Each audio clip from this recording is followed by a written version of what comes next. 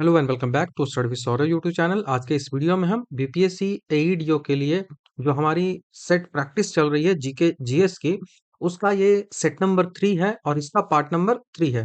यहाँ पे हम जो क्वेश्चंस डिस्कस करने वाले हैं वो 61 नंबर से लेकर 100 नंबर तक डिस्कस करेंगे। तो यहाँ पे टोटल 40 प्रश्नों को डिस्कस किया जाएगा और काफी डिटेल से डिस्कशन होता है। दैट्स वाई वीडियोस को मैं पार्ट में डिवाइड करता हूँ। इससे पहले के वीडियोस यदि आपने नहीं देखे हैं तो उसको चेक करोगे, वो आपको प्लेलिस्ट उसका मिल जाएगा आपको बीपीएससी एईडीओ करके। तो वहां प्लेलिस्ट में जाकर चेक करोगे। बाकी बिना देर किए शुरुआत करते हैं। सवाल आपसे पूछा जा रहा है कि तेलुगु जो साहित्य है, उस तेलुगु साहित्य में एक बहुत इंपॉर्टेंट किताब है, अमुक्त माल्यद। अमुक्त्या माल्यद। अब ये अमुक्ता माल्यद जो है वो किसके द्वारा रिटन है, ये सवाल हमसे पूछा जा रहा है। तो ये जो अमुक्ता माल्यद है वो लिखा गया है विजयनगर साम्राज्य के सबसे महान जो राजा हैं, कृष्णदेव राय। कृष्णदेव राय जो तुलु वंश का शासक था, वो एक बहुत महान विद्वान थे और उन्होंने ही तेलुगु भाषा में अमुक्त माल्यद का अर्थ होता है राज्य शासन पर। ये ग्रंथ लिखा हुआ है कि राज्य जो है उसका शासन कैसे होता है,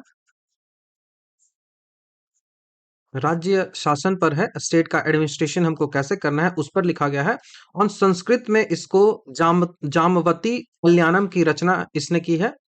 जो कृष्णदेव राय हैं, कृष्णदेव राय, ऑप्शन नंबर सी जो नजर आ रहा है, इन्होंने एक और जो किताब है उसको संस्कृत में लिखा है और उसका नाम है जामवती जामवती कल्याणम। जामवती कल्याणम जो किताब लिखी गई है वो भी कृष्णदेव राय ने ही लिखा है और ये किताब उन्होंने संस्कृत में लिखा है, संस्कृत में लिखा है। ये जो कृष्णदेव राय है वो किस वंश से संबंधित है, तो ये विजयनगर साम्राज्य से संबंधित है और विजयनगर साम्राज्य में कई सारे वंश रहे थे, सबका टाइम पीरियड था। तो उसमें तुलुव जो वंश था, उस तुलुव वंश से ये संबंधित है। कृष्णदेव राय तुलु वंश से संबंधित है। उनके शासन काल में जो तेलुगु साहित्य है, इसको इसको कहा जाता है कि तेलुगु साहित्य का स्वर्ण काल था। ठीक है, तो गोल्डन पीरियड ऑफ तेलुगु साहित्य। ठीक है, तेलुगु लिटरेचर। तो तेलुगु साहित्य का स्वर्ण काल इनके जो है उसको कहा जाता है। इनके जो दरबार था, इन दरबार में 8 कवि रहते थे, 8 पोएट रहते थे और उन 8 पोएट्स को एक जो ग्रुप होता था उसको एक स्पेशल नाम दिया जाता था, उसको कहा जाता था अष्ट दिग्गज। ठीक है, उनको कहा जाता था अष्ट दिग्गज। अब मुझे आप ये बताओ कि शिवाजी का जो था वो क्या था। शिवाजी के पास भी ये सिस्टम ऐसा कुछ था, लेकिन वो लिटरेचर से संबंधित नहीं था। तो वो अष्ट दिग्गज था, वो उनका क्या था शिवाजी वाला, तो वो अष्ट प्रधान था। अष्ट प्रधान एडमिनिस्ट्रेशन के लिए, कैसे राज्य को हमें चलाना है उसके लिए था। ठीक है, तो ये अष्ट प्रधान था। देवराय द्वितीय की बात करें हम, तो देवराय द्वितीय जो ऑप्शन नंबर 1 में आपको दिख रहा है, देवराय द्वितीय इसी काल में फारसी जो राजदूत अब्दुल रजाक है वो आया था। ये बहुत ज्यादा सवाल पूछा जाता है। पहला तो कि किस देश का था, तो फारस का था, तो फारसी उसको बोलेंगे। नाम उसका क्या था, तो अब्दुल रजाक था, अब्दुल रजाक था। ऐसे करके कोई भी सवाल आपसे पूछा जा सकता है। देवराय प्रथम की बात करें, तो देवराय प्रथम जो है, इसके काल में एक जो आया था अ, यात्री, देवराय प्रथम के काल में उस यात्री का नाम क्या था, तो उसको नाम था Niccolo Conti, Niccolo de Conti कहा जाता है। तो ये जो यात्री था कौन सा, वो निकोलो कांटी था। ठीक है,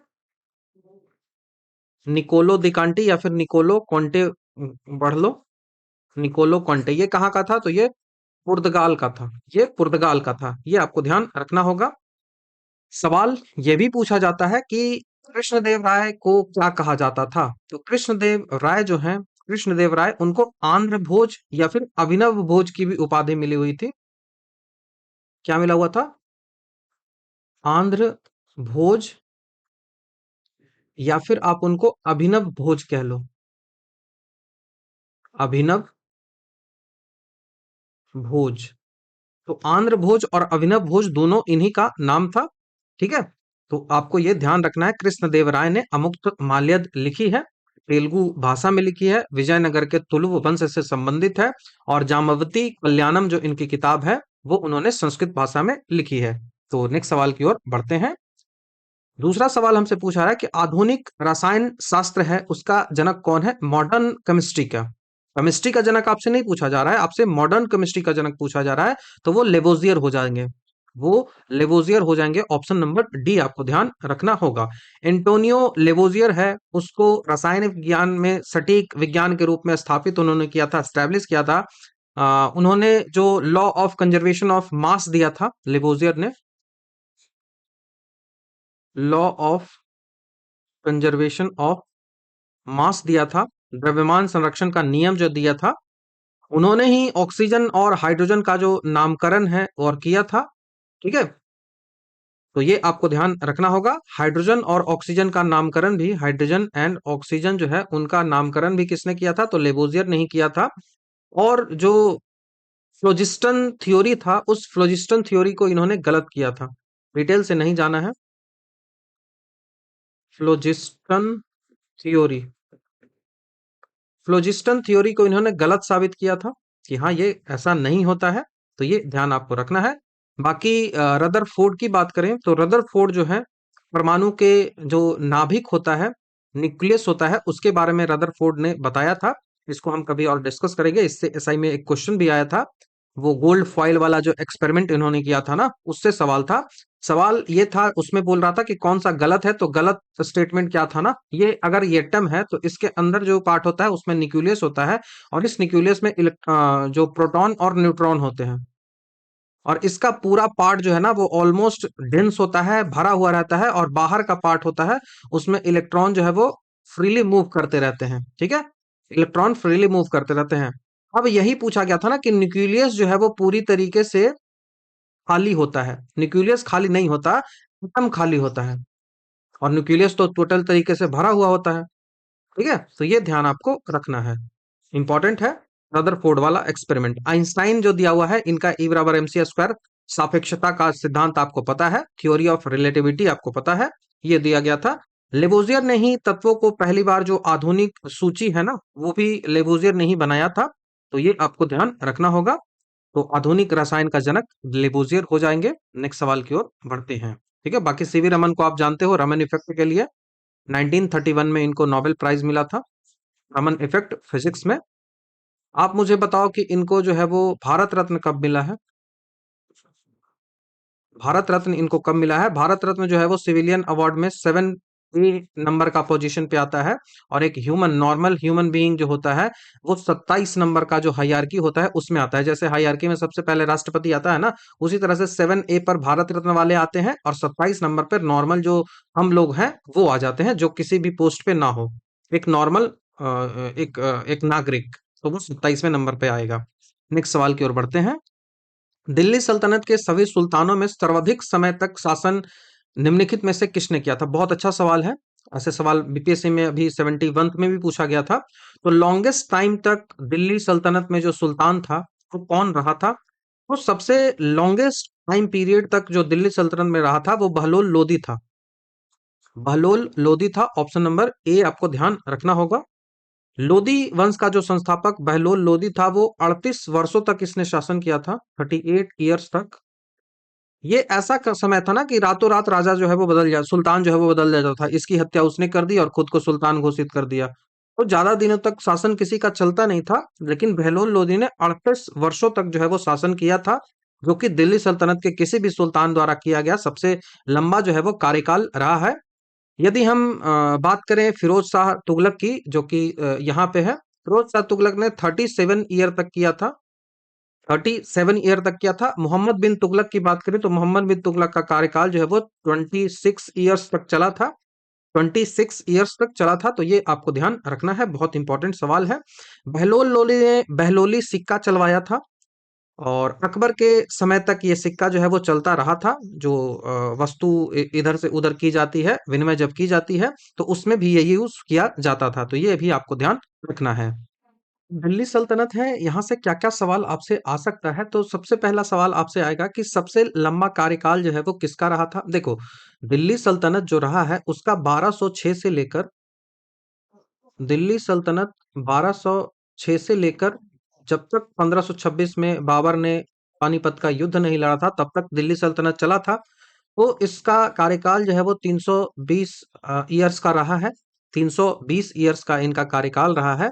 अब इनमें कौन-कौन सा वंश है, कौन-कौन सा वंश है, तो इसको याद रखने के, गुलाब खिले तो सांस लो। गुलाब खिले तो सांस लो, ऐसे याद रख लोगे तो ज्यादा अच्छा होगा। इसमें पहला गुलाब से आपको गुलाम लेके आना है, गुलाम वंश हो गया। दूसरा खिले से खिलजी लेके आ जाओ, खिलजी वंश हो गया। क्रम पूछा जाता है। तीसरा जो है वो तो से तुगलक लेके आ जाओ। चौथा सांस, तो सांस से जो है वो सैयद लेके आ जाओ। पांचवा नंबर पे लोदी लेके आ जाओ, लो से लोदी हो गया। तो ये पांच जो है वो कार्यकाल रहा है। अब इसमें सबसे छोटा और सबसे बड़ा हमेशा बार बार पूछा जाता है। तो जो खिलजी वंश रहा है वो स्मॉलेस्ट रहा है, सबसे छोटा रहा है। टेन्यूर इसका सबसे छोटा रहा है। और सबसे बड़ा जो टेन्यूर रहा है, सबसे बड़ा जो टेन्यूर रहा है वो तुगलक वंश का रहा है, वो तुगलक वंश का रहा है। तो कभी भी सवाल आपसे पूछा जाए कि सबसे लंबा कार्यकाल, लॉन्गेस्ट टेन्यूर किसका था, तो वो तुगलक का था, लॉन्गेस्ट टेन्यूर। और तुगलक का टेन्यूर कब से कब तक था, तो 1320 से लेकर 1414 तक रहा था तुगलक का। 1320 से 1414, मतलब कि 94 ईयर का पूरा कार्यकाल रहा था। उसके बाद सबसे कम पूछा जाए तो आपको खिलजी याद रखना है। खिलजी का जो समय रहा था वो 1290 से लेकर 1320 तक था। मतलब कि इनका मात्र 30 ईयर का टोटल टेन्यूर रहा था। 30 ईयर का टेन्यूर रहा था। तो ये आपको ध्यान रखना होगा। गुलाम वंश जो था वो 1206 से लेकर 1290 तक चला था। इसको कुतुबुद्दीन ऐबक है उसने एस्टेब्लिश किया था। इसे लाख बख्श भी कहा जाता था क्योंकि ये लाखों का दान देता था। लेकिन गुलाम वंश के यदि हम वास्तविक संस्थापक की बात करें, रियल एस्टेब्लिशर की बात करें, तो वो इल्तुतमिश था। इल्तुतमिश ने ही लाहौर से राजधानी जो है वो दिल्ली एस्टेब्लिश किया था।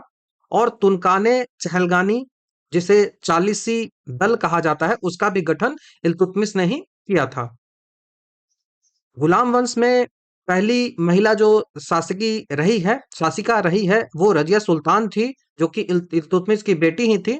1236 से लेकर 1240 का जो टेन्यूर है वो इनका रहा था, रजिया सुल्तान का। इसी में बलबन जो था उसने लौह एवं रक्त की नीति अपनाई थी, आयरन एंड ब्लड की जो पॉलिसी है वो अपनाई थी। इसी ने सिजदा, जो झुककर सलाम करना होता है, पैबोस मतलब पैरों को जो चूमना होता है, ये सब ईरानी जो प्रथा है, पर्शियन जो प्रथा है, उसको स्टार्ट किया था गुलाम वंश में। खिलजी वंश जो कि सबसे छोटा वंश रहा है, इसके संस्थापक जो है वो जलालुद्दीन फिरोज खिलजी था। इसने पहली बार अपना जो सेना है वो एकदम परमानेंट सेना बनाया था और सैनिकों को नगद में जो है वो वेतन देता था। इसने मार्केट कंट्रोल सिस्टम को लागू किया था अलाउद्दीन खिलजी ने। इसका जो सेनापति था मलिक काफूर, उसकी मदद से इसने जो दक्षिण भारत है उस पर आक्रमण किया था। आप मुझे बताओ कि मलिक काफूर को किसने खरीदा था। सवाल बीपीएससी 70 में पूछा गया है। अब ये मत कहिएगा कि इसको जो है वो अलाउद्दीन खिलजी ने खरीदा था, नहीं। आप मुझे बताओ कि किसने खरीदा था मलिक काफूर को। अलाउद्दीन खिलजी ने नहीं खरीदा था, ये ध्यान आपको मैं बता दे रहा हूँ। अलाई दरवाजा और सीरी का जो किला है वो अलाउद्दीन खिलजी ने ही बनवाया है। तुगलक वंश की बात करें, जो सबसे लंबा टेन्यूर रहा है, इसको गयासुद्दीन तुगलक ने एस्टेब्लिश किया था। नहरों का निर्माण गयासुद्दीन तुगलक ने किया था। और मोहम्मद बिन तुगलक की बात करें तो सबसे ज्यादा पढ़ा लिखा सुल्तान भी मोहम्मद बिन तुगलक को कहा जाता है। इसको पागल बादशाह भी कहा जाता है। इसको विरोधाभास का मिश्रण भी इसमें था। इसने राजधानी को दिल्ली से दौलताबाद कर दिया था। इसने जो है वो टोकन करेंसी यूज किया था, सांकेतिक मुद्रा को यूज किया था। कभी भी कंफ्यूज नहीं करना है। अलाउद्दीन खिलजी जो था ना, उसने मार्केट को कंट्रोल किया था, और मोहम्मद बिन तुगलक जो था ना, उसने क्या किया था, तो उसने दिल्ली से राजधानी दौलताबाद की थी, टोकन करेंसी उसने चलाई थी। फिरोज शाह तुगलक की बात करें तो सबसे ज्यादा नहर उसने बनवाया था, सबसे ज्यादा बाग उसने लगवाया था, जो हॉर्टिकल्चर होता है ना वो करवाया था। फिरोज शाह तुगलक जो था उसने ब्राह्मणों पर भी जजिया कर लगवाया था। जजिया एक कर होता है। जजिया it is a type of tax जो कि गैर मुस्लिमों पर लगाया जाता है, गैर मुस्लिमों पर लगाया जाता है। और मुस्लिमों पर जो टैक्स लगता है वो खिराज कहलाता है, वो खिराज कहलाता है। तो ये आपको ध्यान रखना होगा। इसने एक जो दान विभाग है विधवाओं के लिए वो एस्टेब्लिश किया था, दीवाने खैरात जो है वो एस्टेब्लिश इसने किया था। उसके बाद सैयद वंश आता है जिसको खिज्र खान ने है वो एस्टेब्लिश किया था। सैयद वंश में ये आपको ध्यान रखना है कि सैयद वंश एकमात्र वंश दिल्ली सल्तनत का था जिसके जो मुस्लिम थे वो किस टाइप के मुस्लिम थे, तो वो सिया मुस्लिम थे। अदरवाइज जितने भी आप मुस्लिम देख रहे हो ना, ये सब सुन्नी टाइप के मुस्लिम थे। तो सिया और सुन्नी के बारे में आपको पता भी होगा, कभी हम इस बारे में डिस्कस करेंगे। लोदी वंश आता है सबसे लास्ट वंश। लोडी वंश जो था वो पहला अफगान वंश रहा है। ये कैसा था, तो ये अफगान था। अब इसी कारण से शेर शाह सूरी जब हुमायूं को हराकर मुगल पर कब्जा करता है तो उसको बोला जाता है कि वो सेकंड अफगान एस्टेब्लिशर है। क्योंकि पहला कौन था, तो पहला लोदी था। सिकंदर लोदी ने 1504 में आगरा शहर की स्थापना की थी और उसको राजधानी बनाया था। इसने गुरुमुखी जो लिपि होती है ना, स्क्रिप्ट होती है ना, उसमें कविताएं ये लिखता था। ठीक है। इब्राहिम लोदी जो है वो दिल्ली सल्तनत का अंतिम सुल्तान था। पानीपत का प्रथम युद्ध इसी के समय में हुआ, बाबर और इब्राहिम लोदी के बीच हुआ, जिसमें बाबर ने इब्राहिम लोदी को हराया और मुगल वंश वहां पे स्टैब्लिश हुआ। इब्राहिम लोदी जो है वो युद्ध के मैदान में मारा जाने वाला पहला सुल्तान रहा है, युद्ध करते हुए मारा जाने वाला पहला सुल्तान है। तो ये भी आपको ध्यान रखना होगा। और ठीक है। तो मैक्सिमम टेन्यूर किसका रहा है ये आपको ध्यान रखना है। और यहां से बहलोल लोदी आपको ध्यान रखना है कि सबसे ज्यादा जो टेन्यूर रहा है वो बहलोल लोदी का रहा है, और सबसे कम जो टेन्यूर रहा है बहलोल लोदी का सबसे ज्यादा टेन्यूर रहा है, ये आपको ध्यान रखना। और कम तो एक एक दिन में राजा चले जाते हैं। तो गुलाम वंश कुतुबुद्दीन ऐबक 84 साल तक रहा था। और खिलजी में जो खिलजी था वो खिलजी वंश में जलालुद्दीन खिलजी संस्थापक था, 30 वर्ष तक रखा मैक्सिमम। और तुगलक 94 वर्ष तक रहा था। तो हमने सब कुछ डिस्कस किया है। तो आई होप चीजें आपको क्लियर हुई होंगी। तो नेक्स्ट सवाल की ओर बढ़ते हैं। नेक्स्ट सवाल जो है वो पूछ रहा है कि सबसे भारी धातु कौन सा है, हैवीएस्ट मेटल कौन सा है। सवाल ये है। तो हैवीएस्ट जो मेटल है वो कौन सा है, तो वो प्लेटिनम है इस ऑप्शन के अकॉर्डिंग। ऑप्शन नंबर डी आपको याद रखना है। भारी का यहाँ सीधा सा अर्थ है कि उसकी डेंसिटी कितनी है। जिसकी डेंसिटी जितनी ज्यादा होगी वो उतना ज्यादा भारी होता चला जाएगा। और दिए गए विकल्पों में जब घनत्व के रूप में सब चीजों को सजाओगे तुम, तो वहां पे प्लेटिनम सबसे ज्यादा घनत्व होगा, उसके बाद सोना होगा, देन पारा होगा, तब जाके चांदी होगा। तो प्लेटिनम सबसे ज्यादा भारी हो जाएगा। उसके बाद जो है वो सोना होगा, एयू लिखते हैं ना, एयू होगा। उसके बाद जो है वो पारा होगा, और पारा के बाद एजी होगा, चांदी होगा। ठीक है। ऐसे क्रम चलता है डेंसिटी के अकॉर्डिंग।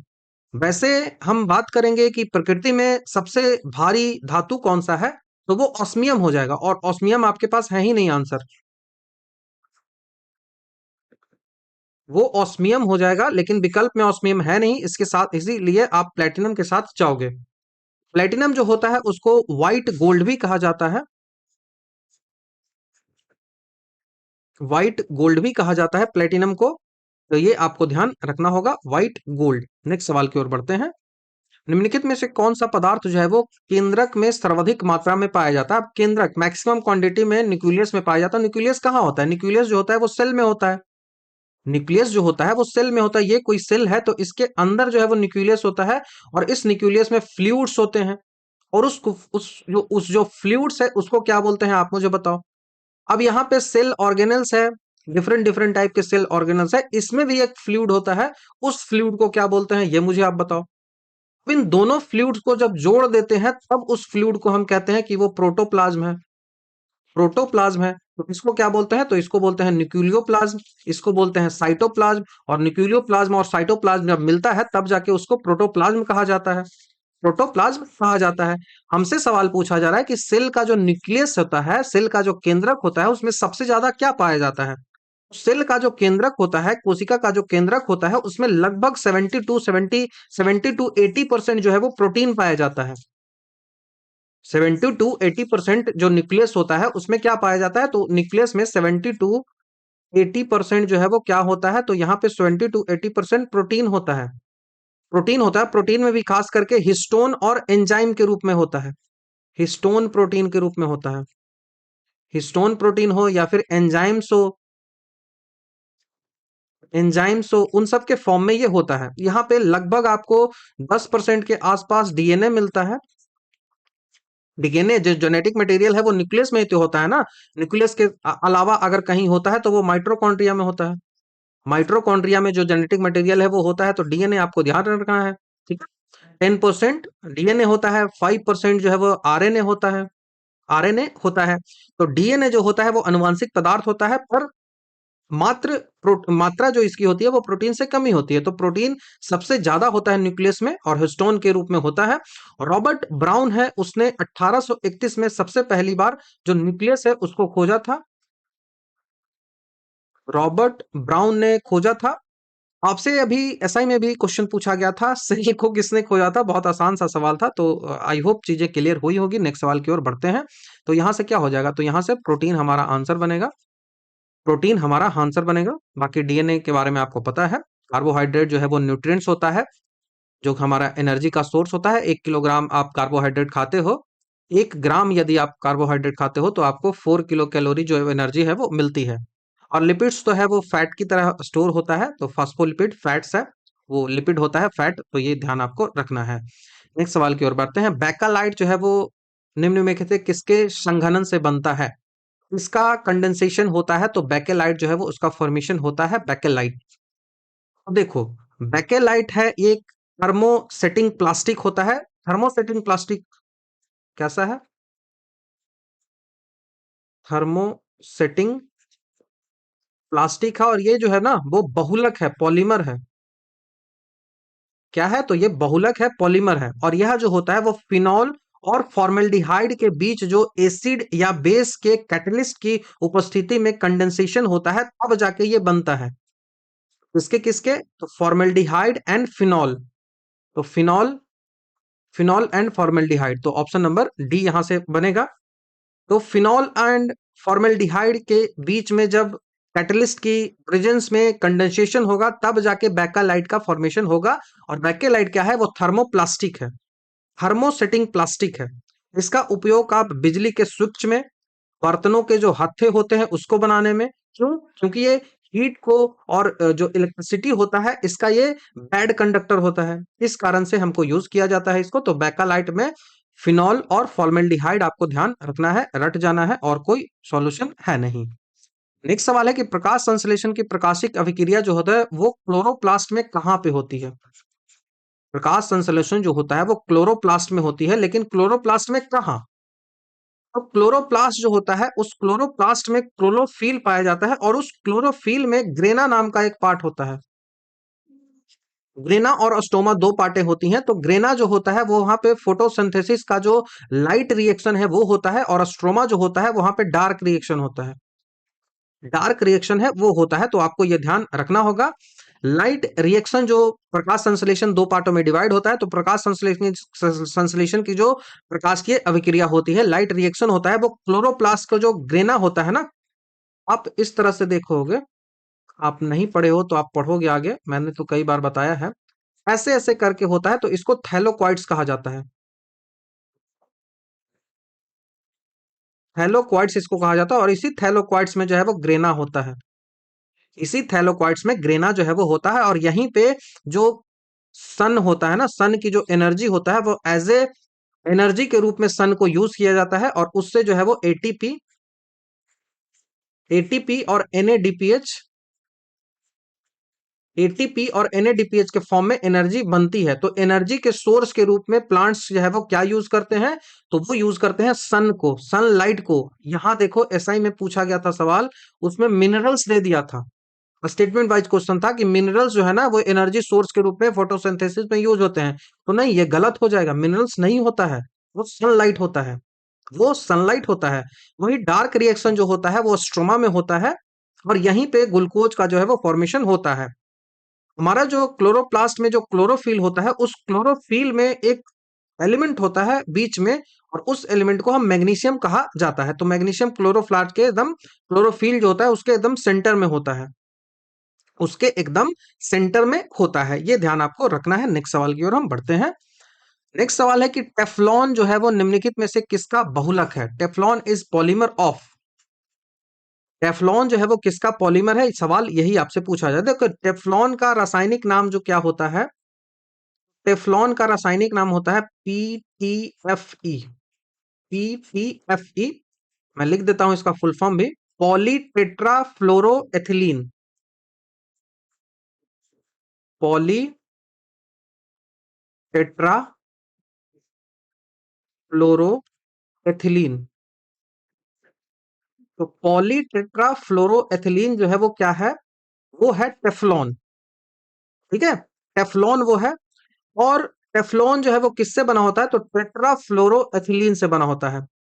टेट्राफ्लोरोएथिलीन, ऑप्शन नंबर ए यहां से सही हो जाएगा। ऑप्शन नंबर ए। जो टेट्राफ्लोरोएथिलीन जो होता है ना, इसके बहुलकीकरण से ये बनता है, और यह जो है वो नॉन स्टिक जो बर्तन होती है ना, उनमें कुकिंग वाले में उनकी कोटिंग के लिए यूज किया जाता है। कोई बर्तन है तो वो नॉन स्टिकिंग होता है, मतलब उस पे जो सब्जी होती है जो भी आप बनाते हो ना, वो तो चिपकती नहीं है। तो बिना तेल का या फिर कम ऑयल का यूज करते हुए भी आप इसको इस्तेमाल कर सकते हो।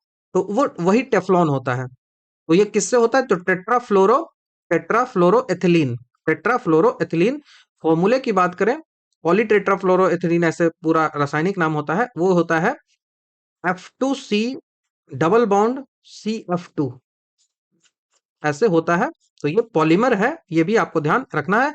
टेफ्लॉन जो है वो बर्तन की कोटिंग में यूज किया जाता है, और टेट्राफ्लोरोएथिलीन का ये बहुलक है, टेट्राफ्लोरोएथिलीन। तो ध्यान आपको रखना है। नेक्स्ट सवाल है कि हेलोफाइट्स जो है वो क्या होते हैं? हेलोफाइट्स बहुत इंपॉर्टेंट है। हेलोफाइट्स क्या होते हैं? तो हेलोफाइट्स वो पौधे होते हैं ना, जो कि जो सेलाइन वाटर्स होते हैं ना, सेलाइन वाटर बोल रहा हूँ, सेलाइन जो सॉइल होते हैं, जो सेलाइन सॉइल होते हैं, लवणीय जो मट्टी होती है ना, उनमें जो पौधे उग जाएं, उनको जो है वो हेलोफाइटा कहा जाता है। क्योंकि जो हेलो है इसका अर्थ होता है सॉल्ट, हेलो है इसका अर्थ होता है लवण, सॉल्ट होता है, और फाइट का अर्थ होता है पौधा। ये जो फाइट दिख रहा है इसका अर्थ होता है प्लांट।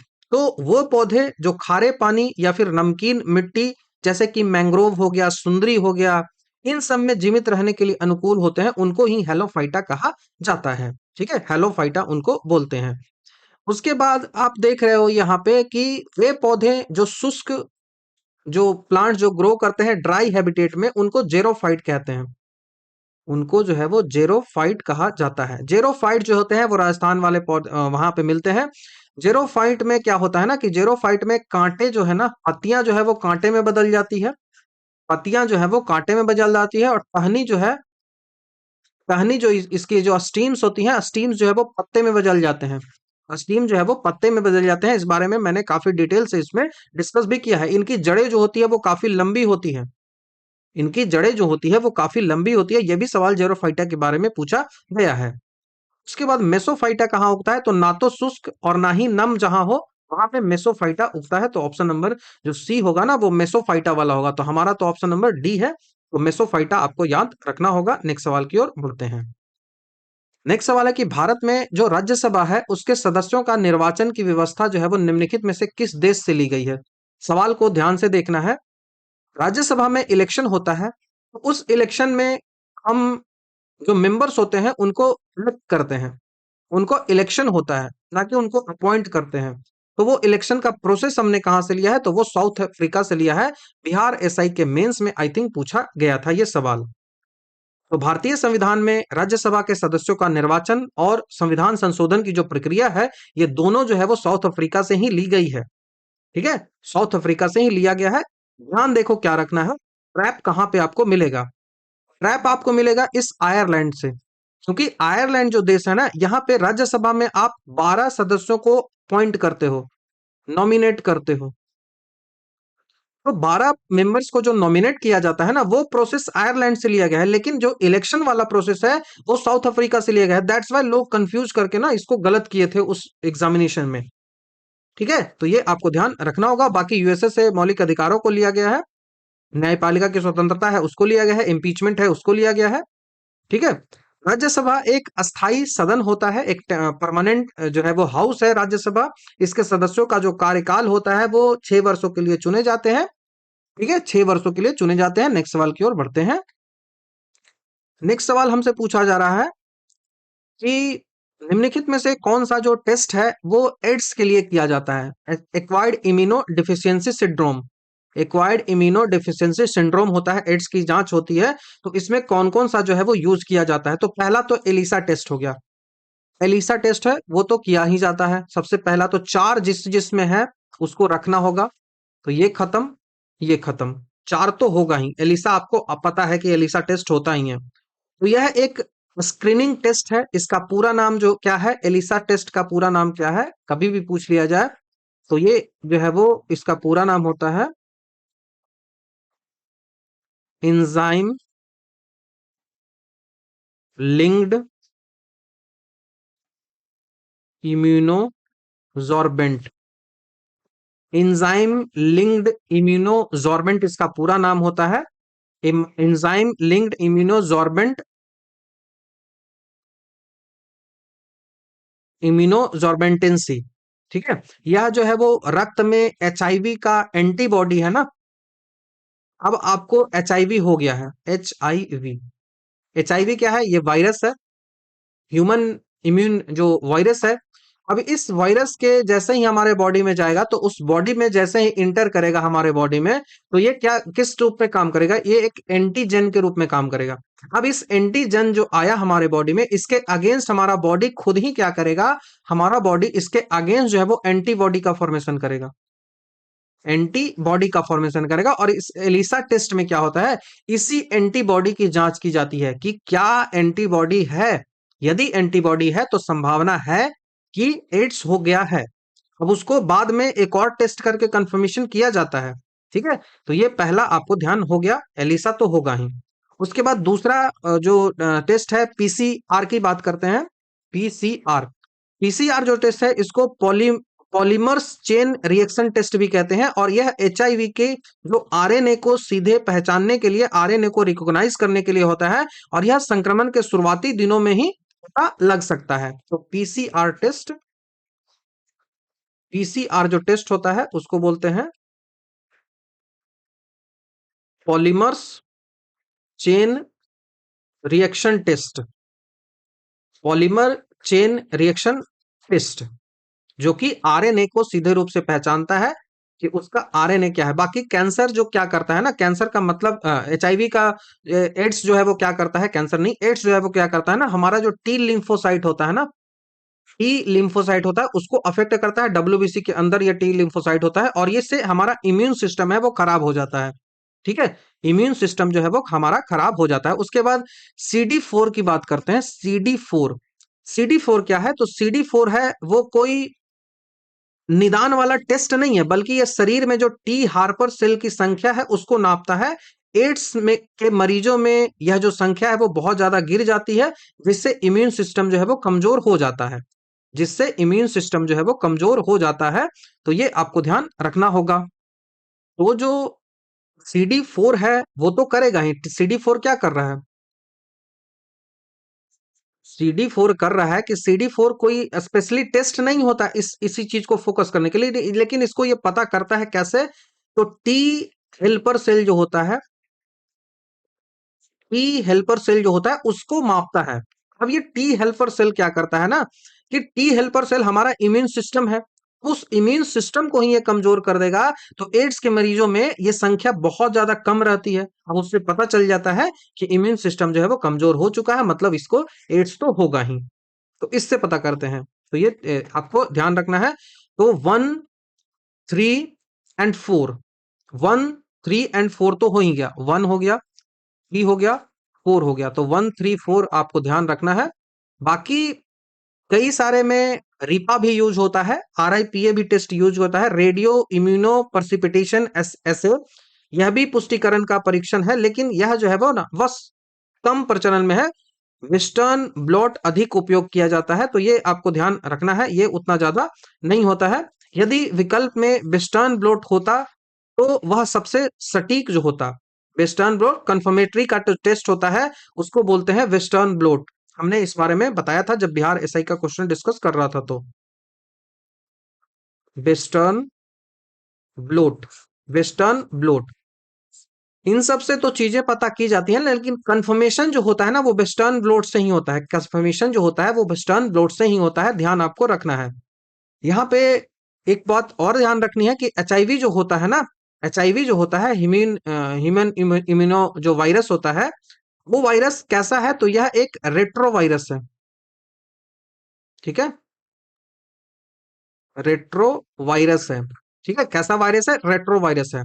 सवाल पूछा जाएगा आपसे कि एड्स दिवस है वो कब मनाया जाता है, तो एक एड्स दिवस जो है वो 1 दिसंबर को मनाया जाता है। आप मुझे बताओ कि कैंसर दिवस कब मनाया जाता है, ये भी सवाल जो है वो एसआई में पूछा गया है। तो कैंसर दिवस कब मनाया जाता है ये मुझे बता दो। नेक्स्ट सवाल की ओर बढ़ते हैं। नेक्स्ट सवाल पॉलिटी से है कि इंटर स्टेट काउंसिल जो होता है, अंतर राज्यीय परिषद होता है, उसका फॉर्मेशन का प्रोविजन जो है वो कहाँ किया गया है, किस आर्टिकल में किया गया है। तो इंटर स्टेट काउंसिल है, उसका प्रोविजन आर्टिकल नंबर 263 में किया गया है, आर्टिकल नंबर 263 में किया गया है। ठीक है, आर्टिकल नंबर 263 जो है वो राष्ट्रपति को पावर देता है कि यदि उन्हें लगे कि कोई पब्लिक इंटरेस्ट को लेकर सार्वजनिक हित के लिए ये आवश्यक है, तो वह एक ऐसा अंतर्राज्यीय परिषद है उसका गठन जो है वो किया कर सकती है। ठीक है, अंतर्राज्यीय परिषद का गठन की हिस्ट्री की बात करें तो अंतर्राज्यीय परिषद का जो गठन हुआ वो पहली बार 1990 में हुआ था। 1990 में किया गया था, किसके सिफारिश पर किया गया था, 1990 में पहला अंतर्राज्यीय परिषद गठन किया गया था सरकारिया आयोग की सिफारिश पर। सरकारिया आयोग, तो सरकारिया आयोग की सिफारिश पे ये गठित जो है वो किया गया था। अंतर्राज्यीय परिषद जो होते हैं इनके हेड कौन होते हैं, इंटर स्टेट काउंसिल के जो हेड होते हैं वो पीएम होते हैं। ठीक है, पीएम इसके हेड होते हैं, अध्यक्षता पीएम के द्वारा की जाती है। आर्टिकल नंबर 262 की बात करें तो 262 में क्या चीजें कही गई, तो 262 में जो नदी जल विवाद होता है, अंतरराज्यीय जल विवाद होता है, उसके लिए जो संबंधित है 262। उसके बाद 266 की बात करें तो 266 बात करता है कंसोलिडेटेड फंड के बारे में, कंसोलिडेटेड फंड ऑफ इंडिया, संचित निधि के बारे में बात करता है। 267 जो बात करता है वो कंटिजेंसी फंड की बात करता है, आकस्मिक निधि की बात करता है। ये सारा जो है वो इंटर स्टेट रिलेशनशिप के अंतर्गत ये सब आर्टिकल्स जो है वो पढ़ने होते हैं। तो नेक्स्ट सवाल की ओर बढ़ते हैं।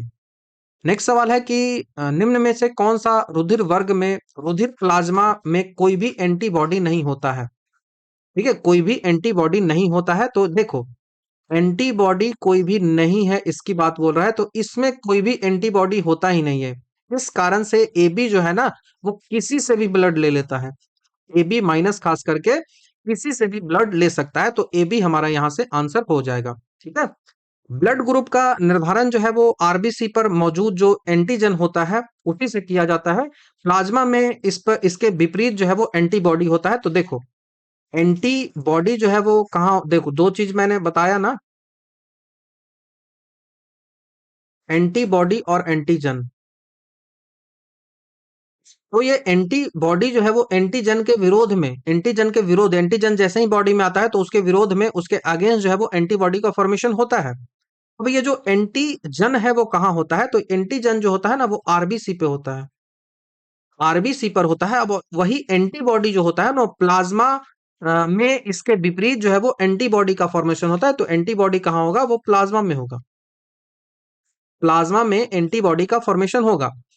ब्लड ग्रुप ए बी जो होता है उसमें एंटीजन ए और बी दोनों होते हैं। ब्लड ग्रुप जो ए बी होता है ना उसका जो एंटीजन होता है वो ए और बी दोनों होते हैं, लेकिन प्लाज्मा में इसका कोई भी एंटीबॉडी जो है वो नहीं होता है। अब एंटीबॉडी ना होने के कारण ही यह जो ग्रुप है ब्लड का होता है, वो किसी भी ब्लड ग्रुप से रक्त ले सकता है, तो इसी कारण से इसको यूनिवर्सल रेसिपिएंट कहा जाता है। उसी तरह से ओ जो आप देखते हो, ओ जो ब्लड ग्रुप होता है, यहाँ पे कोई भी एंटीजन होता ही नहीं है। यहाँ पे एंटीबॉडी नहीं था, यहाँ पे कोई भी एंटीजन नहीं होता है। अब एंटीजन नहीं होता है, लेकिन एंटीबॉडी ए और बी दोनों होता है, इस कारण से ये सभी को ब्लड दे सकता है। लेकिन अगर इसको ब्लड लेना होगा तो केवल और केवल ओ से ही लेगा। तो यूनिवर्सल डोनर की बात करेंगे तो ओ नेगेटिव को यूनिवर्सल डोनर कहा जाता है। ब्लड ग्रुप की खोज कार्ल स्टीनर ने की थी।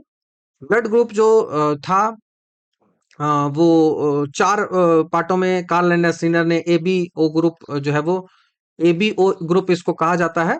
ए बी ओ है ना, तो ए बी ओ इसको कहा जाता है ब्लड ग्रुप को। बाकी ब्लड ग्रुप के बारे में कई सारी चीजें जो है वो आर एच फैक्टर भी एक आता है, जो कि रिसस बंदर है उसमें खोजा गया था आर एच फैक्टर। कभी और डिस्कस इन सब के बारे में करेंगे। नेक्स्ट सवाल की ओर बढ़ते हैं।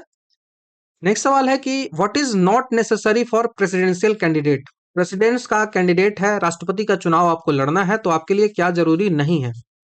तो बहुत मतलब क्या बोले, विडंबना वाली बात है। इसका आंसर आप देखिए तो इसके बारे में कि क्या क्वालिफिकेशंस होने चाहिए ना, वो आर्टिकल नंबर 58 में बताया गया है कि राष्ट्रपति के निर्वाचित होना है तो उसके पास क्या क्या क्वालिफिकेशंस होनी चाहिए। तो उसका क्वालिफिकेशन होना चाहिए कि पहला वो भारत का नागरिक हो, should be citizen of India, Bharat के नागरिक होगा तभी वो होगा, दूसरे देशों का नागरिक को नहीं बनाया जा सकता है। उसका एज जो है वो 35 साल की आयु है वो पूरी कर चुका हो, तो या तो 35 हो या फिर 35 से ज्यादा हो। ठीक है, तो ये आपको 35 साल की आयु पूरी कर रखा हो। उसके बाद उसे लोकसभा के सदस्य चुने जाने की योग्यता वो रखता हो, नॉट राज्यसभा, ध्यान रखिएगा, लोकसभा के सदस्यों के चुने जाने की जो है वो योग्यता उसके पास हो। लेकिन ये जरूरी नहीं है कि वो एजुकेटेड हो या फिर लिटरेट हो। तो समझ सकते हो कि एक मतलब इस टाइप का सिस्टम है। इसमें पहले के हिसाब से सही है, लेकिन अभी तो इसमें सुधार की आवश्यकता होगी। भारतीय संविधान में किसी भी राजनीतिक पद जो होता है उस पर सांसद हो गया, विधायक हो गया, राष्ट्रपति हो गया, इसके लिए न्यूनतम शैक्षणिक योग्यता का कोई भी प्रावधान नहीं किया गया है, जो कि आई थिंक कि होना चाहिए ऐसा कुछ। अभी बहुत समय हो चुका है आजादी के, तो ये कॉम्प्लीमेंट्री तो किया जाना चाहिए ही। ठीक है, नेक्स्ट सवाल की ओर बढ़ते हैं। नेक्स्ट सवाल है कि डीपीटी में कौन सा नहीं आता है। डीपीटी में कौन सा नहीं आता, डिप्थीरिया, पर्ट्यूसिस और टी टी जो है वो टिटनस हो जाएगा। तो डिप्थीरिया, पर्ट्यूटिस और टिटनस। तो डिप्थीरिया को गला घोंटू रोग कहा जाता है, डिप्थीरिया को गला घोंटू रोग कहा जाता है, पर्ट्यूटिस को काली खांसी वुफिंग कफ कहा जाता है, टिटनस को जो है वो लॉगजैम बीमारी कहा जाता है। जॉन्डिस की बात करें तो जॉन्डिस जो है वो हेपेटाइटिस जो ये सब जो है ना, पीलिया एक लक्षण है जो कि हेपेटाइटिस के कारण होता है। तो ये आपको ध्यान रखना होगा। तो डीपीटी में पीलिया तो आएगा ही नहीं। बिलीरुबिन है वो ज्यादा बढ़ जाता है जॉन्डिस में, जिस कारण से बॉडी जो है वो पीला पड़ जाता है। तो ये आपको ध्यान रखना होगा। हेपेटाइटिस बी का टीका इसके लिए लगवाया जाता है अलग से। नेक्स्ट सवाल की ओर बढ़ते हैं। सरकारी सेवाओं में अनुसूचित जाति, अनुसूचित जनजाति के जो अभ्यर्थी होते हैं, उनके लिए जो प्रमोशन होता है, उस प्रमोशन में भी आरक्षण की व्यवस्था की गई थी। किस संविधान संशोधन अधिनियम द्वारा किया गया था? बहुत अच्छा सवाल है। जो एससी और एसटी को आरक्षण मिलता है ना, ये आरक्षण इसलिए उनको दिया जाता है क्योंकि वो दो तरीके से, पहला तो वो सामाजिक रूप से और दूसरा वो शैक्षणिक रूप से। ठीक है, एजुकेशनल, शैक्षणिक रूप से पिछड़े हुए हैं। कैसे हैं? पिछड़े हैं। तो इनको मुख्य धारा में लाने के लिए हमें ये आरक्षण की व्यवस्था की गई है। यहाँ पे ध्यान रखना है ना कि कहीं भी आर्थिक की चर्चा नहीं है। आर्थिक रूप से आरक्षण जो है वो नहीं दिया जाता था। आर्थिक रूप से आरक्षण जो है वो ईडब्ल्यूएस जब आया तब दिया जाने लगा। ईडब्ल्यूएस को आर्थिक रूप से जो कमजोर वर्ग है उनको दिया जाने लगा। इससे पहले आर्थिक नहीं था, केवल सामाजिक और शैक्षणिक था। ठीक है, तो इनको इतना तो लाया ही गया, उसके साथ ही साथ ये भी आवश्यकता पड़ी कि आगे चल के प्रमोशन में भी आरक्षण दिया जाना चाहिए, क्योंकि उन पदों पर उनका जो रिप्रेजेंटेशन है वो नहीं है। तो इस कारण से कॉन्सिक्वेंटल सीनियरिटी के आधार पर जो पदोन्नति है उसमें आरक्षण मिलना चाहिए।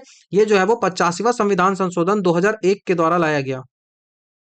85वां संविधान संशोधन 2001 के द्वारा ये प्रावधान जो है वो किया गया था। इससे पहले की बात करें तो इससे पहले 77वां संविधान संशोधन हुआ था, कॉन्स्टिट्यूशन अमेंडमेंट 1995 में हुआ था। इसमें पदोन्नति में आरक्षण शुरू किया गया था, लेकिन 85वें में इसे जो है वो और अधिक प्रभावी जो है वो बनाया गया था। तो ध्यान रखना है, 77वें से स्टार्ट हुआ था और यहाँ पे प्रभावी बनाया गया था, इफेक्टिव बनाया गया था। तो ऑप्शन में जो रहे उसके हिसाब से ध्यान रखना है।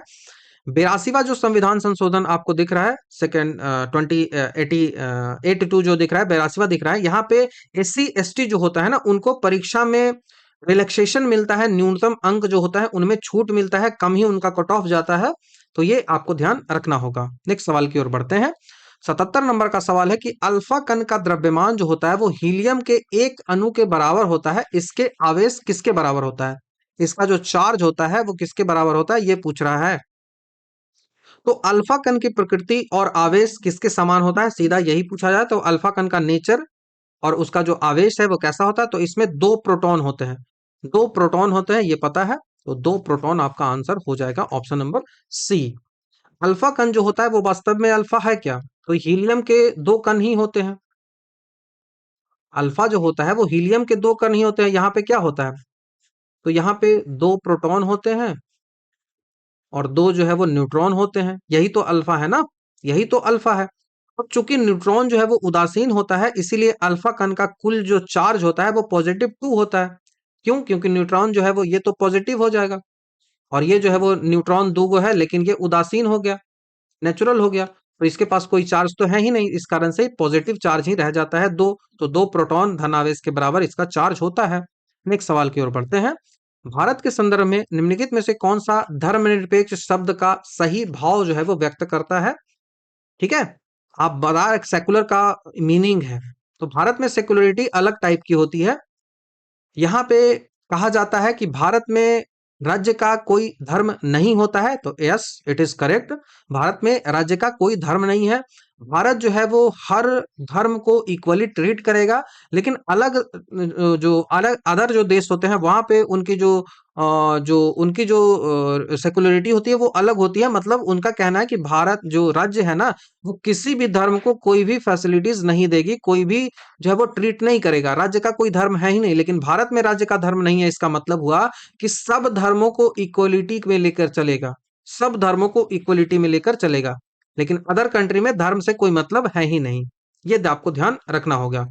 पश्चिमी देशों में धर्म और राज्य पूरी तरह अलग होता है, लेकिन भारत में राज्य जो है वो सभी धर्मों को समान रूप से चलता है। तो सर्वधर्म संभाव की बात आती है भारत में, परंतु राज का अपना कोई भी आधिकारिक राजकीय धर्म नहीं होता है, ये ध्यान आपको रखना है। तो सही भाव यही व्यक्त करता है। नेक्स्ट सवाल की ओर बढ़ते हैं। नेक्स्ट सवाल है कि न्यूटन के किस गतिकी नियम में बल का जो व्यंजन है वो प्राप्त होता है? तो फोर्स का डेफिनेशन कह लो। तो यदि गति के किसी नियम से हमें जो है वो जो बल की परिभाषा मिलती है, वो द्वितीय नियम हो जाएगा, सेकंड लॉ हो जाएगा, F बराबर ma। और फर्स्ट जो न्यूटन का लॉ होता है उससे हमको इनर्शिया के बारे में पता चलता है। तो बल की परिभाषा जो है वो कौन सा देता है, एकदम कंफ्यूज नहीं होना है। फोर्स का डेफिनेशन कौन देता है? तो फोर्स का डेफिनेशन जो देता है वो फर्स्ट लॉ देता है। फर्स्ट लॉ देता है, बल की परिभाषा जो है वो फर्स्ट लॉ देता है, क्योंकि यही तो जड़त्व है ना, यही तो इनर्शिया है ना। जब फोर्स नहीं लगाओगे तब तक वो ना तो रुकेगा, और चल रहा है तो चलता रहेगा, और जो रुका हुआ है तो रुका हुआ रहेगा, जब तक कि एक्सटर्नल फोर्स ना लगा दो। तो बल का डेफिनेशन तो यही दे रहा है। तो बल का डेफिनेशन सेकंड लॉ नहीं देता, बल का व्यंजन जरूर मिल जाता है सेकंड लॉ से, F बराबर ma। तो द्वितीय लॉ जो कहता है कि संवेग में परिवर्तन की दर जो होती है वो लगाए गए बल के समानुपाती होती है।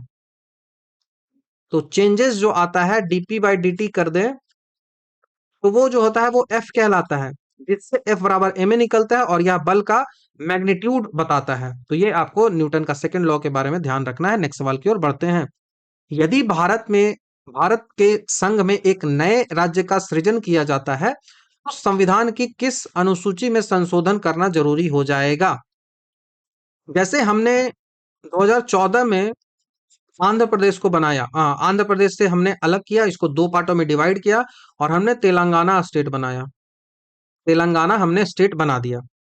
हमने जम्मू एंड कश्मीर को यूटी के रूप में कन्वर्ट कर दिया 2019 में, और दो पार्टों में इसको हमने डिवाइड कर दिया, एक लद्दाख रखा और दूसरा जम्मू एंड कश्मीर कर दिया। तो यही सवाल आपसे पूछा रहा है कि ये जो नया चीजें की जा रही है तो इसके लिए कहाँ पे संशोधन की आवश्यकता होती है। तो ये संशोधन की आवश्यकता फर्स्ट शेड्यूल में होती है, क्योंकि फर्स्ट शेड्यूल ही कहता है ना कि भारत जो है वो राज्यों का संघ है। भारत जो है वो राज्यों का संघ है, वो पहला ही तो कहता है ना। इसमें भारत के सभी राज्यों और संघ शासित क्षेत्रों के नाम, उनके क्षेत्रीय विस्तार का विवरण होता है। इसी कारण से नया राज्य जुड़ने पर इसी को अपडेट जो है वो किया जाता है। ये आपको ध्यान रखना होगा। दूसरे की बात करें तो दूसरे में किस बारे में बात की गई, तो दूसरे में जो है वो वेतन और भत्ते की बात की गई है, सैलरीज एंड अलाउंस की बात की गई है। थर्ड नंबर की बात करें तो थर्ड में ओथ की बात की गई है कि ओथ आखिर कैसे व्यक्ति लेगा। फोर्थ फिफ्थ की बात करें, पांचवा की बात करें तो यहाँ पे जो अनुसूचित एरिया है, तो स्केड्यूल एरिया है, उसके जो प्रबंधन है उस पे यहाँ पे बात की गई है, स्केड्यूल एरिया की। तो ये आपको ध्यान रखना है, बहुत इंपॉर्टेंट सवाल है। ठीक है, नेक्स्ट सवाल की ओर बढ़ते हैं। सवाल है कि जब टेम्परेचर हम इंक्रीज करते हैं, ताप बढ़ाते हैं, तो टेम्परेचर इंक्रीज करने से रेसिस्टिविटी पर क्या फर्क पड़ता है, सिलिकॉन, जर्मेनियम या फिर कार्बन जैसे पदार्थ हैं उनको लेकर। तो देखो, सिलिकॉन हो, जर्मेनियम हो, ये दोनों क्या है, सिलिकॉन और जर्मेनियम क्या है, तो ये सेमीकंडक्टर है। सेमीकंडक्टर है, इनमें फ्री इलेक्ट्रॉन्स होते हैं लेकिन उतने ज्यादा नहीं होते कि ये पूरी तरीके से काम करे, पूरी तरीके से कंडक्टर हो। तो ये सेमीकंडक्टर होते हैं, और सेमीकंडक्टर में होता क्या है कि जैसे ही टेम्परेचर को हम इंक्रीज करते हैं ना, टेम्परेचर को जब इंक्रीज करते हैं तो क्या होता है, तो टेम्परेचर को इंक्रीज करने से वो उसकी कंडक्टिविटी है वो बढ़ती है। अब जब कंडक्टिविटी बढ़ रही है मतलब कि रेसिस्टिविटी उसकी घटेगी, रेसिस्टिविटी उसकी घटेगी, तभी तो वो कंडक्टर ज्यादा होता दिखेगा। क्योंकि जैसे ही हीट करोगे तो इलेक्ट्रॉन्स जो है वो तेजी से मूव करेंगे, तेजी से इलेक्ट्रॉन फ्रीली मूव करेंगे, तो इस कारण से कंडक्टिविटी उसकी बढ़ेगी, चालकता उसकी बढ़ेगी, लेकिन उसकी प्रतिरोधकता जो रेसिस्टिविटी होती है वो घटेगी। अब उसी तरीके से कार्बन है, ये तो दोनों हो गया सेमीकंडक्टर। कार्बन क्या है, तो कार्बन का अपरूप आप ले लो, एलोट्रॉप ले लो, वो ग्रेफाइट हो गया। ग्रेफाइट हो गया। अब ग्रेफाइट जो है वो कुछ इसी तरीके से काम करता है, इस कारण से हमारा यहाँ पे आंसर डिक्रीज हो जाएगा, डिक्रीज हो जाएगा। कंडक्टर में क्या होता है ना कि कंडक्टर के एकदम उल्टा होता है सेमीकंडक्टर में। अर्धचालक जो भी होते हैं, सेमीकंडक्टर जो भी होते हैं, उनमें यदि आप टेम्परेचर बढ़ाते हो तो उनके जो सहसंयोजिक बंधन होते हैं, जो कोवैलेंट बॉन्ड होते हैं, कोवैलेंट बॉन्ड जो होते हैं वो कोवैलेंट बॉन्ड टूटते हैं। अब इसके टूटने से अधिक मात्रा में फ्री इलेक्ट्रॉन है, मुक्त इलेक्ट्रॉन्स है, वो हो जाते हैं, और एक चार्ज कैरियर जिसको होल्स कहा जाता है वो भी बढ़ जाते हैं, वो भी बढ़ जाते हैं। इस कारण से वो कंडक्टिविटी उसकी बढ़ती चली जाती है। तो चालकता जो बढ़ती है तो उसमें प्रतिरोधकता जो होती है ना, जिसको इस तरीके से आप डिनोट करते हो, ये जो है वो इनवर्सली प्रोपोर्शनल होती है। ये इसका मतलब सीधा होता है ना, ये क्या करेगी ना, ये करंट के फ्लो को रोकती है, ये करंट के फ्लो को रोकती है। तो ये आपको ध्यान रखना होगा। तो temperature coefficient of resistance, temperature coefficient of resistance जो होता है इसका वो नेगेटिव होता है कभी भी पूछा जाए तो चालकता तो बढ़ती है, इसीलिए इसकी जो रेसिस्टिविटी होती है वो घटती है। इस कारण से इसको कहा जाता है टेम्परेचर कोफिशिएंट ऑफ रेसिस्टेंस इसकी निगेटिव होती है। बस इतना ध्यान रख लो। नेक्स्ट सवाल की ओर बढ़ते हैं।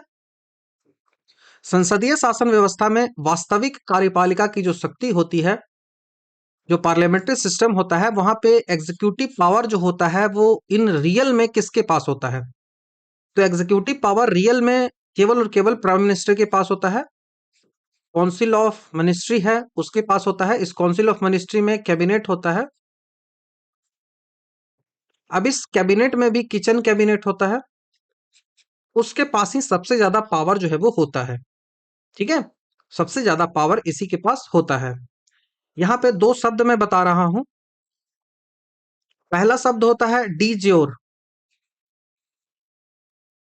दूसरा शब्द होता है डी फैक्टो। हमने जब पॉलिटी पढ़ाया था आपको तो वहां पे काफी डिटेल से इस बारे में बताया है। डी ज्योर जो है संसदीय व्यवस्था होती है ना, जैसा कि भारत, यहाँ पे राष्ट्रपति केवल और केवल नॉमिनल होता है। तो जब वो नॉमिनल है तो डी ज्योर उसको कहते हैं। डी ज्योर उसको कहते हैं, नॉमिनल हेड है राष्ट्रपति। और जहां पे वो पूरा का पूरा एकदम पावर में रहता है, जैसे यूएसए हो गया, तो वहां पे डिफैक्टो वो हो गया। ठीक है। तो जितनी भी वास्तविक शक्तियां होती है वो प्रधानमंत्री और उसका जो काउंसिल ऑफ मिनिस्टर है उसको उसमें होती है, तो इस कारण से इसको डिफैक्टो कहा जाता है। डी फैक्टो सारा पावर जो होता है वो किसके पास होता है?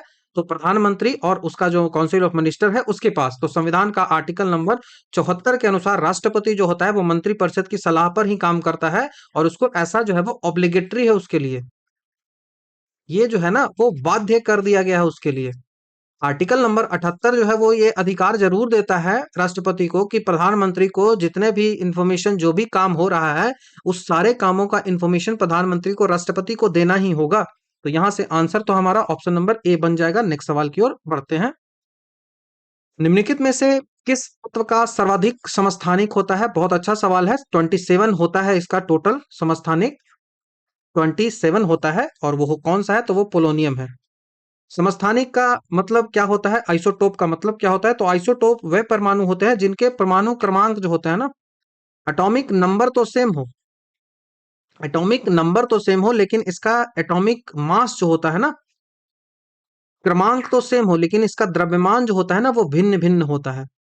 यहाँ पे एक्स है, अगली बार जो है वो यहाँ पे वाई हो सकता है। तो ऐसे ही पोलोनियम, जैसे हाइड्रोजन, हाइड्रोजन का होता है ना 3 समस्थानिक, ड्यूटियम और ट्रिटियम और हाइड्रोजन, तो वैसे ही पोलोनियम जो होता है ना उसके समस्थानिक होते हैं 27।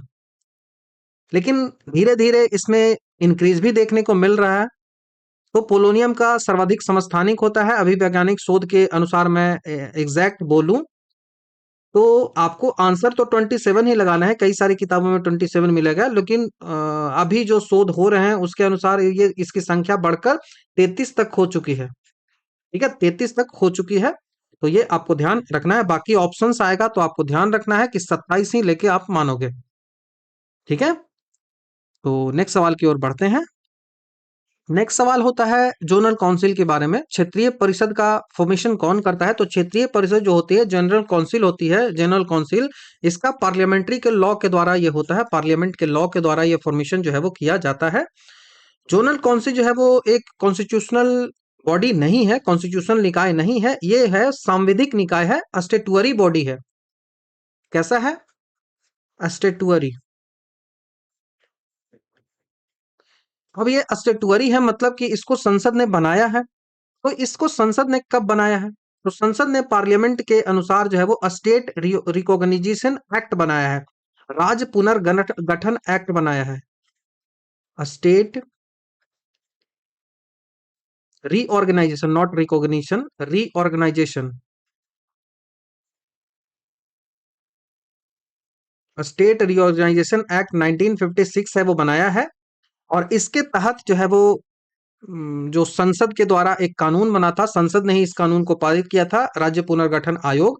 वर्तमान में बात करें तो भारत में 5 क्षेत्रीय परिषद होता है, और उसी के साथ साथ एक जो है वो उत्तर पूर्वी परिषद होता है। और ये सब के जो अध्यक्ष होते हैं वो कौन होते हैं? तो ये गृह मंत्रालय, इसके गृह मंत्री जो अमित शाह है वो इसके अध्यक्ष हो जाएंगे। ठीक है, वो अध्यक्ष होंगे। नेक्स्ट सवाल की ओर बढ़ते हैं। हाइड्रोजन को जलाने से क्या बनेगा? तो इसी कारण से हाइड्रोजन को फ्यूचर फ्यूल कहा जाता है। फ्यूचर फ्यूल, हेनरी कैवेंडिश ने इसको खोजा था। क्योंकि हाइड्रोजन को जब भी आप जलाते हो ना, तो ये तो पहली बात की है इंफ्लेमेशन है, एक ईंधन के रूप में काम करता है। अब जैसे ही इसको बर्न करते हो हाइड्रोजन को, तो हाइड्रोजन को बर्न करने से हमें मिलता क्या है? हमें मिलता क्या है? तो देखो, हाइड्रोजन क्या है? हाइड्रोजन है H2। H2 को हम ऑक्सीजन के प्रेजेंस में जलाएंगे, तो ऑक्सीजन के प्रेजेंस में जलाने से हमको मिलेगा क्या? तो हमें H2O मिलेगा। H2O क्या है? तो H2O जो है वो क्या है? तो H2O वाटर है। वाटर है, इसके साथ हमें क्या मिलेगा, तो इसके साथ हमें एनर्जी मिलेगा और बहुत ज्यादा एनर्जी मिलती है। इस कारण से इसको फ्यूल के रूप में यूज किया जा सकता है। तो ये प्रदूषण बहुत कम करता है, क्योंकि पानी क्या ही प्रदूषण करेगा ना, तो इस कारण से आपको ध्यान रखना है, ऑप्शन नंबर ए, इसको फ्यूचर फ्यूल कहा जाता है। नेक्स्ट है कि विष्णु पुराण निम्नलिखित में से किस वंश से संबंधित है। विष्णु पुराण, पुराणों की संख्या हमारे जो हमारा जो धर्म रहा है, हिंदू जो सनातन धर्म है, वहां पे कितने पुराण हैं, कितने उपनिषद हैं, मुझे आप ये कमेंट में बता दो, कितने पुराण हैं, कितने उपनिषद हैं। ठीक है, तो ये जो है वो मौर्य डायनेस्टी से संबंधित है, मौर्य वंश से विष्णु पुराण संबंधित है। विभिन्न पुराणों में अलग अलग प्राचीन राजवंशों की जानकारी देखने को मिलती है। विष्णु पुराण मुख्य रूप से मौर्य वंश के इतिहासकार और इतिहास और उसके वंशावली पर प्रकाश डालता है। कुछ और पुराणों की मैं बात करूं जो एग्जामिनेशन में पूछा गया है अभी तक, वो है मत्स्य पुराण। मत्स्य पुराण जो है उसमें आंध्र जो सातवाहन वंश है उसके बारे में इसमें चर्चा मिल जाती है। सातवाहन वंश के बारे में इसमें चर्चा मिलती है। और सातवाहन वंश जो है वो गौतमीपुत्र सतकर्णी इससे संबंधित है। ये मातृसत्तात्मक थी, इसने शीशे का सिक्का चलवाया था, तो ये सब सातवाहन के लिए बहुत ज्यादा इंपॉर्टेंट हो जाता है। ठीक है, मातृसत्तात्मक थी, माता का नाम पहले लगाया जाता था राजाओं के नाम के पहले। उसके बाद वायु पुराण आता है। वायु पुराण, देखो वायु पुराण में कभी भी याद करने में आपको कंफ्यूजन हो कि गुप्ता पीरियड से है, तो गुप्ता पीरियड का जो सिंबल है ना वो गरुड़ है, और गरुड़ जो होता है वो वायु में उड़ता है, तो वायु पुराण से ऐसे आप इनको याद रख सकते हो। नेक्स्ट सवाल की ओर बढ़ते हैं। नेक्स्ट सवाल ग्राफीन के बारे में पूछ रहा है कि ग्राफीन है वो क्या है। ग्राफीन है वो क्या है, तो ग्राफीन जो है वो एक कार्बन का अपरूप है। It is a isotope of carbon. Carbon का ये समस्थानिक है, तो ऑप्शन नंबर, कार्बन का समस्थानिक तो है ही, लेकिन ये नैनो एलोट्रोप ऑफ कार्बन है, तो ये नहीं होगा, ये वाला होगा nano allotrope of carbon. Carbon का नैनो प्रतिरूप है। ग्राफीन कार्बन का एक एलोट्रोप तो है ही, अपरूप तो है ही। ठीक है, ग्राफीन जो है वो आइसोटोप नहीं है, वो एलोट्रोप है, मतलब इसका मतलब होता है अपरूप या फिर प्रारूप, जो भी कह लो। यह जो है वो कार्बन परमाणुओं की एक एकल परत सिंगल लेयर होती है, जो कि मधुमक्खी की जो छत्ता होता है एक्सोगोनल जाली जैसा व्यवस्थित होता है। तो ये होता कैसा है ग्राफीन, तो ग्राफीन हेक्सागोनल होता है। हेक्सागोनल होता है ग्राफीन, होता कैसा है, हेक्सागोनल होता है। यह जो है वो 2D नैनो स्ट्रक्चर है। 2D नैनो स्ट्रक्चर है, और यह स्टील से लगभग 200 गुना ज्यादा मजबूत होता है, और बिजली का बेहतरीन सुचालक भी होता है। तो ये स्टील से भी ज्यादा मजबूत होता है। मजबूती मजबूती जो है वो ग्राफीन की बहुत ज्यादा होती है, और बिजली का ये जो है वो बेहतरीन सुचालक भी होता है। बाकी ग्राफीन से कई सारे सवाल जो पूछे जाते हैं आगे हम डिस्कस करेंगे। नेक्स्ट सवाल है कि सर्वप्रथम दिल्ली में अमीरों का दमन किसने किया था। अमीरों का दमन, तो which who among the following ruler first suppress the nobles of Delhi.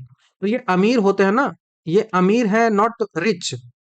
ये ऊपर के जो लोग होते हैं उनको अमीर कहा जाता था।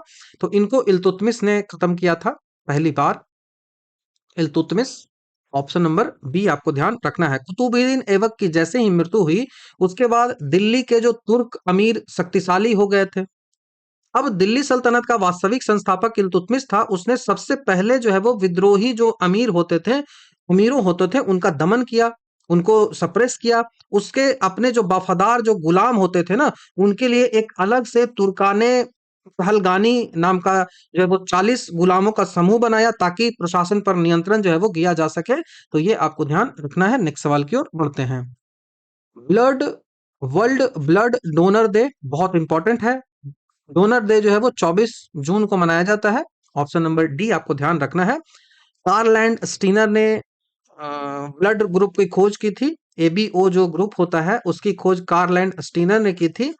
तो इस कारण से ही उनका जो जन्मदिन होता है ना, उसी जन्मदिन पर ब्लड जो ग्रुप है ब्लड जो सिस्टम है उसको जो है वो मनाया जाता है। ठीक है, 7 मई को विश्व एथलेटिक्स दिवस मनाया जाता है। वर्ल्ड एथलेटिक्स डे जो है वो 7 मई को मनाया जाता है, तो ये आपको ध्यान रखना होगा। नेक्स्ट सवाल की ओर बढ़ते हैं। निकोलो डी कॉन्टी, ऑलरेडी हमने इसको पहले ही क्वेश्चन में शायद डिस्कस किया था। तो निकोलो डी कॉन्टी किसके शासनकाल में आया था? तो देवराय प्रथम के आया था, पुर्तगाली था। ऑप्शन नंबर ए। ठीक है, हाँ, पुर्तगाली नहीं, पुर्तगाली नहीं, इतालवी था, इटली का था। इतालवी कहाँ का था? तो इटली का था। तो ये कंफ्यूजन नहीं करना है, इटली के था, इटालवी था। शायद मैं उस समय कंफ्यूज हो गया था। 1420 से या फिर 1421 के आसपास संगम वंश का जो राजा देवराय प्रथम था उसके शासनकाल में ये आया था। अबुल रजाक जो था वो फारसी था, जो कि देवराय द्वितीय के शासनकाल में आया था। डोमिगो पायस और बारबोसा जो था वो कृष्णदेव राय के काल में आया था। कृष्णदेव राय के काल में कौन कौन सा आया था? तो कृष्णदेव राय के काल में आया था डोमिगो, डोमिंगो पायस, डोमिंगो पायस आया था। और आया था बारबोसा, बारबोसा। ठीक है, उसके बाद जो देवराय द्वितीय है उसके शासनकाल में कौन आया था? तो अब्दुल रजाक आया था। अब्दुल रजाक आया था। कहाँ का था? तो अब्दुल रजाक जो है वो फारसी था, वो कि देवराय द्वितीय के शासनकाल में आया था। तो ये ध्यान आपको रखना है। ठीक है, इंपॉर्टेंट सा सवाल था। नेक्स्ट क्वेश्चन की ओर बढ़ते हैं। नेक्स्ट सवाल है कि आपको सुमेलित करना है कि कौन सा संस्थान है वो कहाँ है। कौन सा संस्थान है वो कहाँ है? तो प्लाज्मा अनुसंधान संस्थान है, वो गुजरात के गांधीनगर में है। और यह परमाणु ऊर्जा विभाग के तहत जो है वो काम करता है। तो प्लाज्मा रिसर्च इंस्टीट्यूट जो है वो किसके अंदर काम करता है? तो जो परमाणु ऊर्जा विभाग है, ठीक है, परमाणु ऊर्जा विभाग है उसके अंतर्गत काम करता है। और ये कहाँ है? तो ये गांधीनगर में है। तो एक तो होगा, ये गलत, ये गलत। ठीक है, के बाद बात आती है राष्ट्रीय समुद्र विज्ञान संस्थान, नेशनल इंस्टीट्यूट ऑफ ओसेनोग्राफी।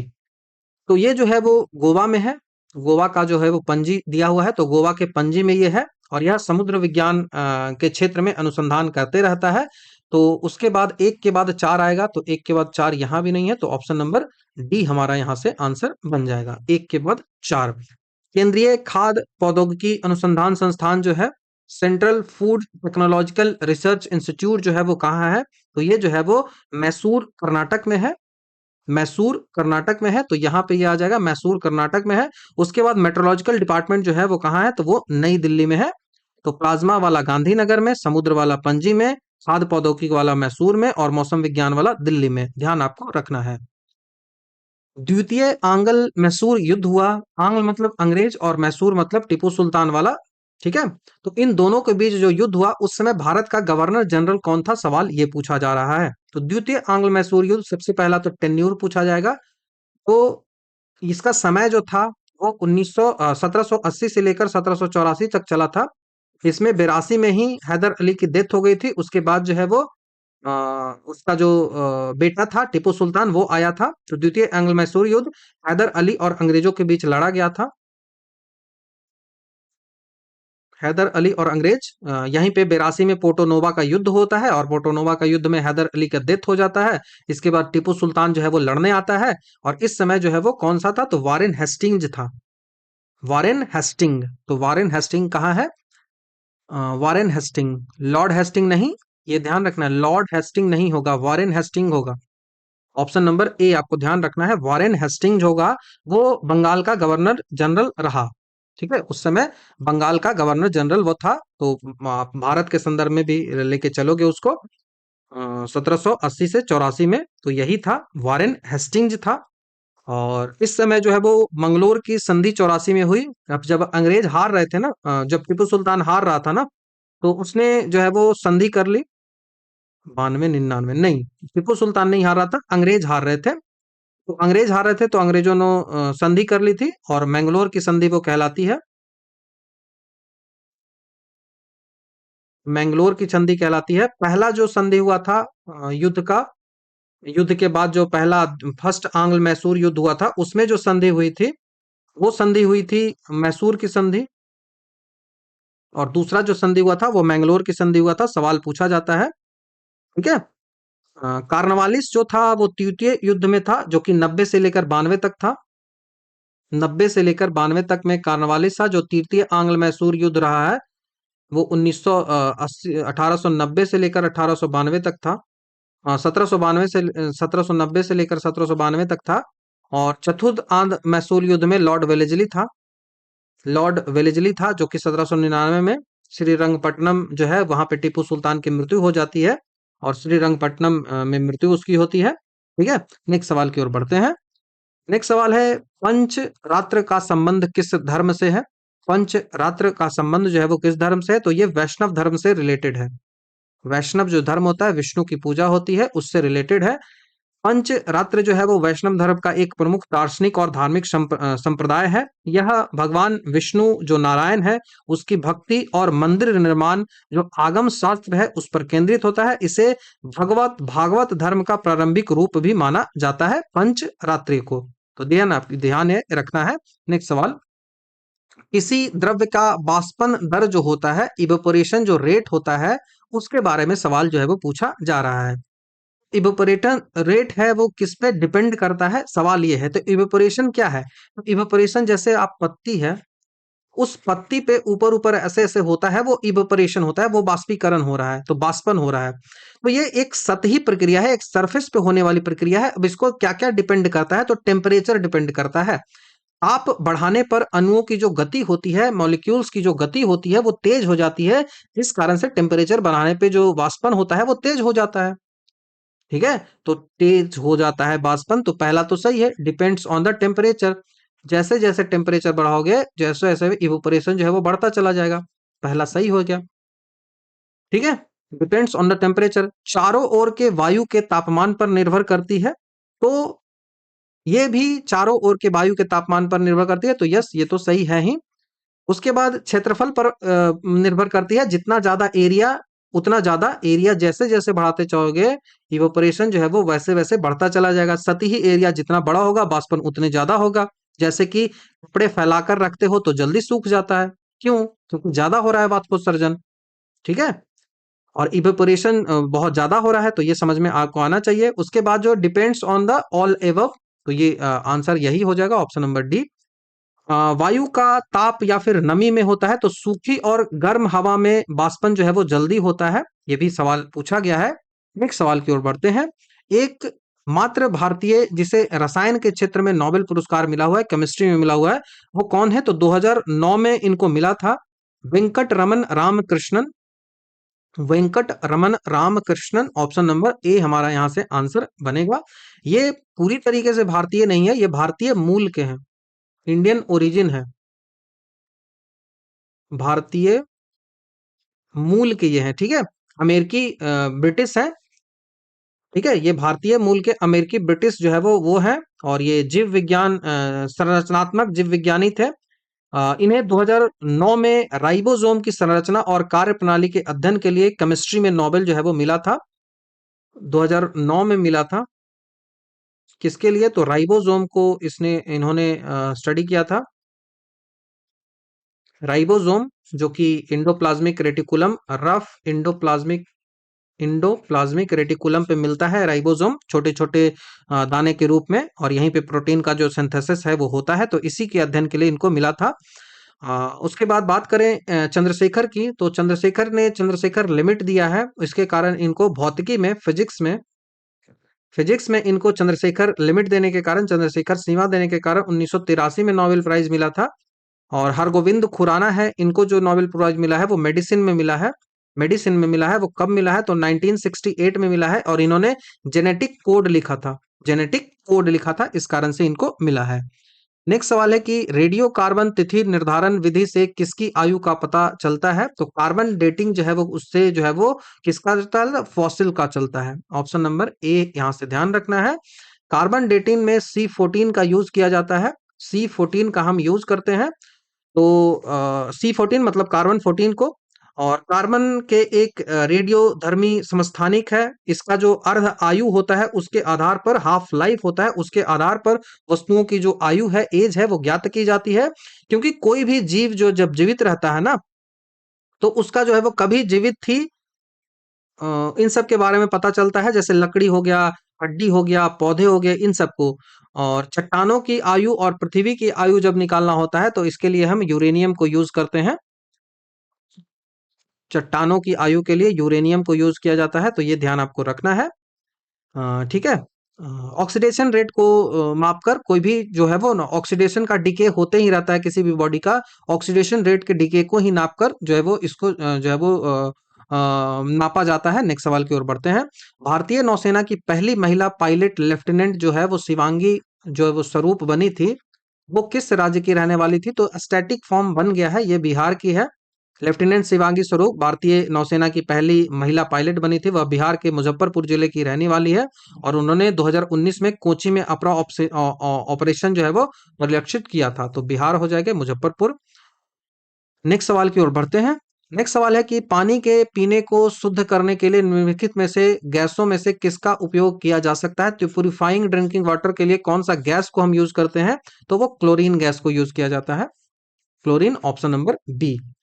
क्लोरिनेशन इसको कहा जाता है। क्लोरीन गैस या फिर ब्लीचिंग पाउडर पानी में मौजूद हानिकारक जो बैक्टीरिया होते हैं, जो सूक्ष्म जीव होते हैं, उन सबको खत्म कर देता है, जिससे पानी पीने लायक हो जाता है। नेक्स्ट सवाल की ओर बढ़ते हैं। नेक्स्ट सवाल है कि एनएसजी कब एस्टेब्लिश हुआ था? तो एनएसजी एस्टेब्लिश हुआ था जब 1984 में। 1984 में ऑपरेशन ब्लू स्टार और प्रधानमंत्री इंदिरा गांधी की जब हत्या हो गई थी, ऑपरेशन ब्लू स्टार जो है वो, उससे खालिस्तानी जो लोग थे, स्वर्ण मंदिर पर हमला किया गया था। तो ऑपरेशन ब्लू स्टार और प्रधानमंत्री इंदिरा गांधी की हत्या जब हो गई थी, उसके बाद जो 1984 में एक संघीय आकस्मिक बल के रूप में एनएसजी को गठित जो है वो किया गया, और इन्हें black commando, black cat commando भी कहा जाता है, ब्लैक कैट कमांडो। नेक्स्ट सवाल और इस सेट का लास्ट सवाल है। जो उसका पूछा जा रहा है कि किसका समाधि है वो कहाँ है? तो सबसे पहला आपसे है विजय घाट। विजय घाट जो समाधि है वो लाल बहादुर शास्त्री की है। लाल बहादुर शास्त्री की है। उनको 1965 का जो चाइना का युद्ध हुआ था उसमें इनको जो है वो माना जाता है। इनकी उपलब्धि को इसी रूप में देखा जाता है। उसके बाद अभय घाट की बात करें तो अभय घाट जो है वो मोरारजी देसाई से संबंधित है। अभय घाट मोरारजी देसाई हो जाएगा। चैत्र भूमि जो होगा, चैत्र भूमि जो होगा वो किसके लिए होगा? तो चैत्र भूमि जो है वो बी आर अम्बेडकर के लिए होगा। दादरा जो मुंबई है वहां पे है। चैत्र भूमि जो है वो मुंबई दादरा है, वहां पे ये अवस्थित है। उसके बाद कर्म भूमि की बात करें तो कर्म भूमि शंकर दयाल शर्मा के लिए है। शंकर दयाल शर्मा के लिए है, तो ये आपको ध्यान रखना होगा।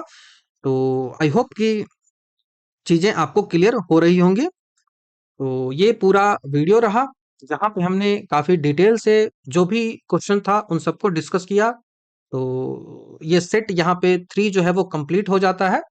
अब इसके बाद जो है वो सेट नंबर 4 जो है वो आएगा, और वैसे ही करके 2 से 3 पार्टों में हम डिस्कस कर लेंगे चीजों को। 1 घंटे से 1.5 घंटे के आसपास का वीडियो होगा। तो पहले के सो सेट यदि आपने नहीं देखा है तो उसको देखो, प्रैक्टिस करो, और ज्यादा से ज्यादा प्रैक्टिस करो। ज्यादा से ज्यादा जो चीजें आपको नहीं समझ में आती है, मतलब नहीं याद है, तो उनको नोट करके लिखते चले जाओ। ऐसे ही चीजें सही होती है, अदरवाइज कुछ भी कर दोगे सही नहीं होगी। प्रैक्टिस करना बहुत ज्यादा जरूरी है। तो thank you very much. Next video में आपसे जल्द ही मिलता हूँ।